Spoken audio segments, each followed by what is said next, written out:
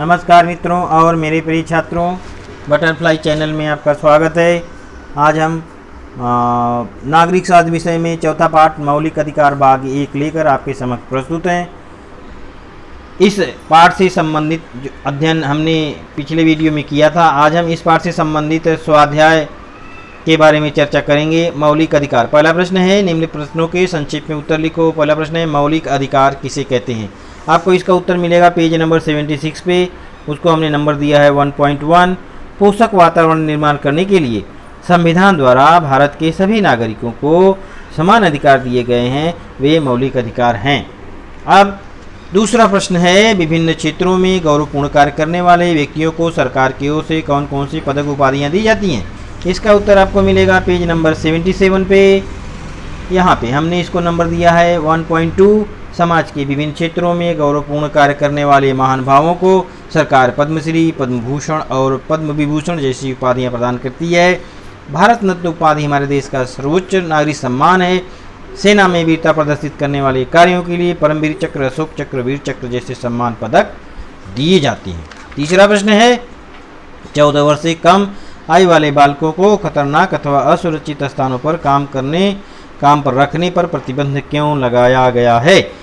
अब 1.3 इसको हमने नंबर दिया है, बालकों के होने वाले शोषण की रोकथाम करने हेतु विशेष प्रावधान भी किया गया है। इस प्रावधान के अनुसार 14 वर्ष से कम आयु वाले बालकों को खतरनाक और असुरक्षित स्थानों पर काम पर रखने पर प्रतिबंध लगाया गया है। कारखानों, खदानों जैसे स्थानों पर बालकों की नियुक्ति कर उनसे काम करवाया नहीं जा सकता। चौथा प्रश्न, इसका हमने नंबर दिया है 1.4। आपको इसका उत्तर मिलेगा पेज नंबर 77 पर। समता का अधिकार के अनुसार देश भारतीय नागरिकों में ऊंच नीच, छोटा बड़ा, स्त्री पुरुष जैसा भेदभाव करके किसी के साथ भी अलग आचरण नहीं कर सकता।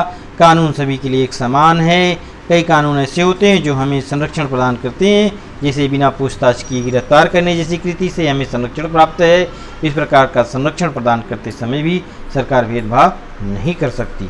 दूसरा प्रश्न है, इस स्वाध्याय का स्वतंत्रता का अधिकार विषय पर चित्र पट्टिका तैयार करो। अब यहाँ देखो, स्वतंत्रता के अधिकार विषय के जो महत्वपूर्ण बिंदु दिए गए हैं, भारत और भाषण और अभिव्यक्ति की स्वतंत्रता। तो भाषण देते हुए एक चित्र बना सकते हो। बिना हथियारों के शांतिपूर्वक एकत्र होकर जनसभा का आयोजन किया जा सकता है, तो एक जनसभा वाला चित्र यहाँ पर दिखा सकते हो। या इसकी इन सभी को एक एक पट्टी पर लिखकर, एक एक पट्टी पर मोटे मोटे अक्षरों में लिखकर ऐसा तुम लगा सकते हो। या नहीं ऐसा कर सकते तो ये जिस प्रकार से लिखा गया है, इन सभी अधिकारों को क्रमशः लिख लो।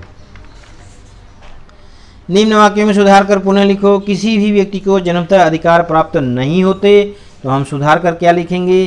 किसी भी व्यक्ति को जन्मतः अधिकार प्राप्त होते हैं। जब सुधार कर लिखेंगे तो ये वाला भाग नहीं लिखा जाएगा।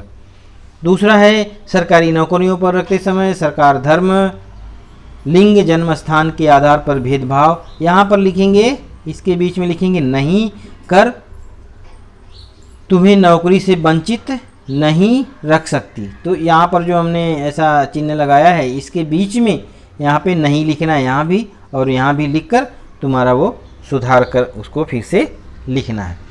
निम्न संकल्पना का चित्र पूर्ण करो। ये स्वतंत्रता के अधिकार के विभिन्न मुद्दे दिए गए हैं। अपने विचार व्यक्त करने की स्वतंत्रता, यहाँ पे खाली जगह है, इसमें संस्था अथवा संगठन बनाने की स्वतंत्रता, यहाँ भी जगह खाली है, जनसभा का आयोजन करने की स्वतंत्रता, घूमने फिरने की स्वतंत्रता, ये खाली जगह में भारत के किसी भी भाग में रहने बसने की स्वतंत्रता, व्यवसाय करने की स्वतंत्रता।